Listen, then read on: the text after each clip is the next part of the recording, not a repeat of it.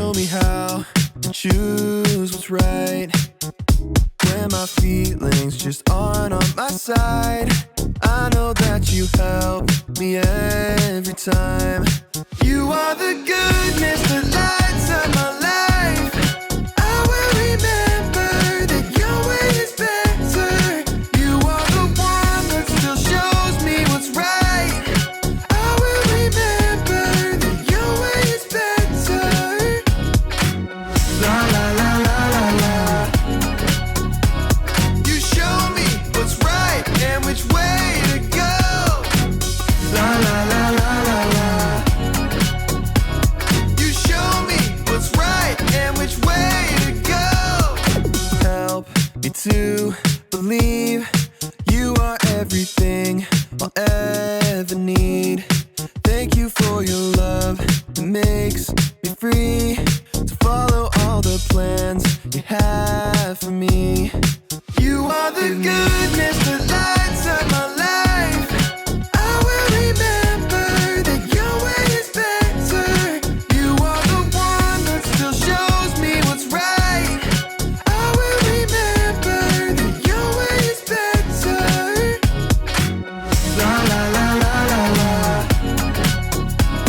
You show me what's right and which way to go. La la la la la la. You show me what's right and which way to go. I trust you with my feelings, Jesus, you're my reason. Help me follow you, trust you with my feelings, Jesus, you're my reason.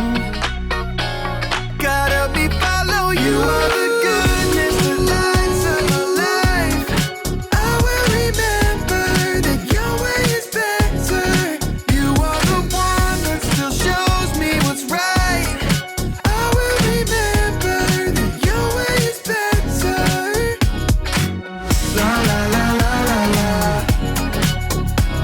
You show me what's right and which way to go. La la la la la la. You show me what's right and which way to go.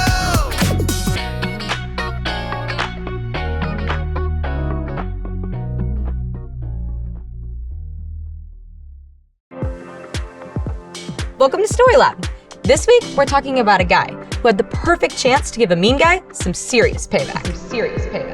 Was that an echo?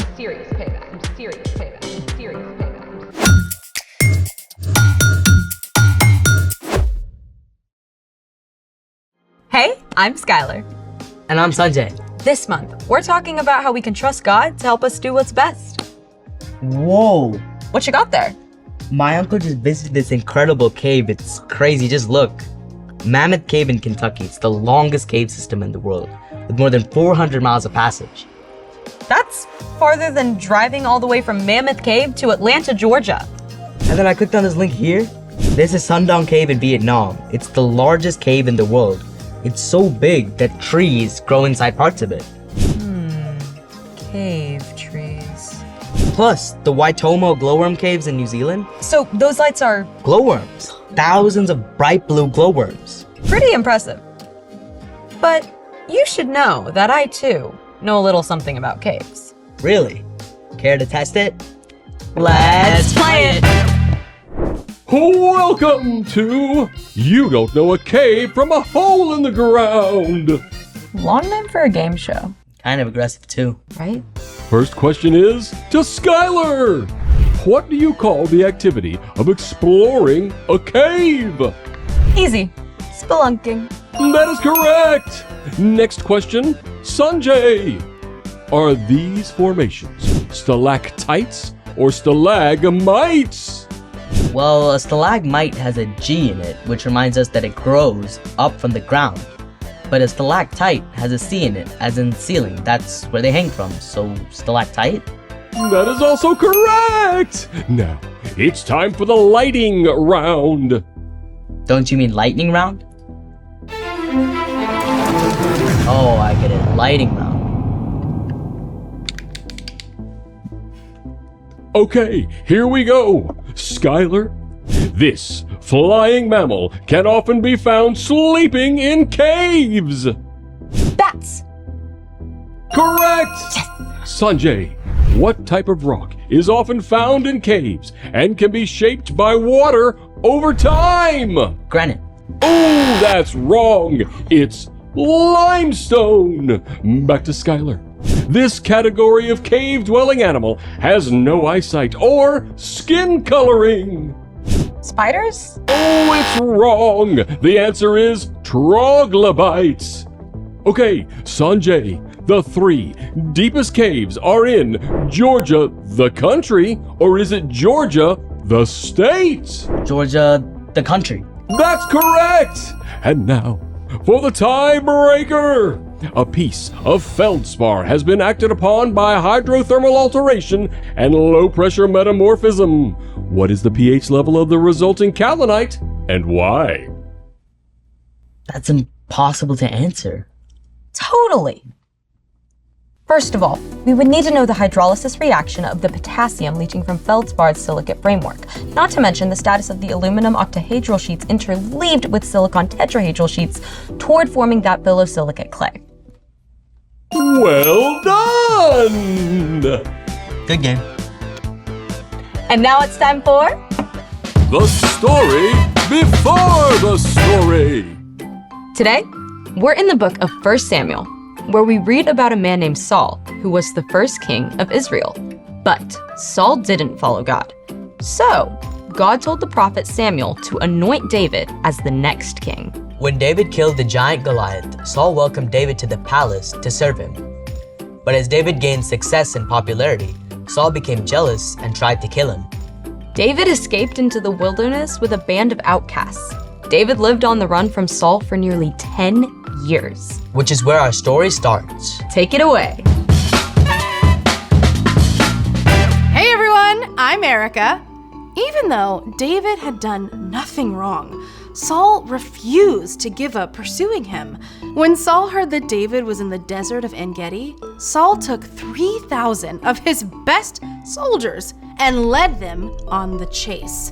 When this guy has a bad idea, he really commits to it, right? When Saul and his men arrived at a place called the Rocky Cliffs of the Wild Goats, Saul needed, let's call it a rest stop. So he went into a cave for a little privacy. But newsflash! This happened to be the very same cave in which David and his friends were hiding. From the darkness of the cave, David could see Saul, but Saul couldn't see him. Golden opportunity, bro. He's right there. Huh? But he's still king! Hey, didn't God say, I will hand your enemy over to you? Then you can deal with him as you want to. Oh, I don't know. Do you want to be hiding in caves the rest of your life? Huh? David had every reason in the world to hate Saul. First, David already knew he was supposed to be the next king. And second, David had served Saul well. He had never done anything to hurt Saul. And yet Saul was determined to kill him. So what would you do if you had the chance to get even with someone who was mean to you? Here's what happened. Ever so slowly, David crawled toward Saul. He was careful not to make a sound. David inched his way forward until he was 20 feet away. 10 feet away. Saul had no idea his enemy was right behind him. David chose not to hurt Saul. Instead, he simply cut off a piece of Saul's robe as proof that he could have hurt Saul. But when Saul left the cave, David felt sorry for even that one small act against Saul. He followed Saul out of the cave and called out, King Saul, my master, why do you listen when men say David is trying to harm you? Saul turned around. He must have been completely shocked. Look at this piece of your robe. I cut off the corner, but I didn't kill you. Who do you think you're chasing? I'm no one important. May the Lord be our judge. May he decide between us and stand up for me. Saul realized everything David had said was true. You are a better person than I am. You have treated me well even though I've treated you badly. I know for sure that you will be king, so please promise not to hurt my family. David agreed. Saul returned home, while David and his men went to a safe hiding place.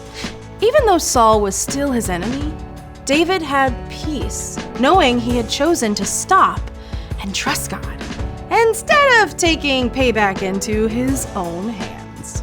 The end. Wow. Yeah, that could have gone a lot differently. It would have, if David hadn't stopped to think first when Saul showed up.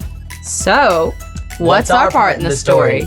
Well, you're probably not going to run into your worst enemy in a cave anytime soon, but just like David, you can show self-control when you stop to think first and ask God to help you do what's best. Self-control is about choosing to do what's best, even when you don't want to.